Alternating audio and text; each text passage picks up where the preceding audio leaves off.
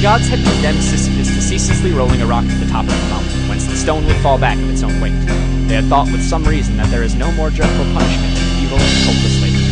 Nothing is told us about Sisyphus in the underworld. Myths are made for the imagination. As for this myth, one sees merely the whole effort of a body straining to raise the huge stone, to roll it, and push it up a slope 100 times over. One sees the face screwed up, the cheek tight against the stone, and the wholly human security of two earth-bodied hands. At the very end of this long effort, the purpose is achieved. Then Sisyphus watches the stone rush down in a few moments toward the lower world, whence he will have to push it up again toward the sun. He goes back to the flame. It is during that return, that pause, that Sisyphus interests me. A face that toils so close to stones is already stone itself. I see that man going back down with a heavy yet measured step toward the torment of which he will never know the end. That hour, like a breathing space which returns as surely as his suffering, that is the hour of consciousness. At each of those moments when he leaves the heights and gradually sinks towards the layers of the gods, he is superior to his fate. He is stronger than the rock. The workman of today works every day in his life at the same task, and his fate is no less absurd. But it is tragic only at the rare moments when it becomes conscious.